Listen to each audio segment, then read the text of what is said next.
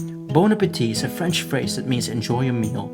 And during the pandemic, enjoying meals could be hard to achieve when access to food and ingredients have been made difficult due to restrictions to travel and, of course, due to how expensive basic ingredients can get.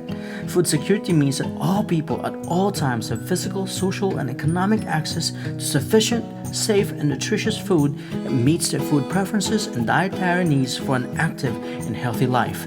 And the pandemic opened our minds to possibilities of making these ingredients and food staple that we love available at home by growing them. From tomatoes to chilies, potatoes, lemons, and even microgreens, and making our own hydroponic nutrient solution and now selling them to the market, all these initiatives have been fueled by inspiration of the Plantito and Plantita community.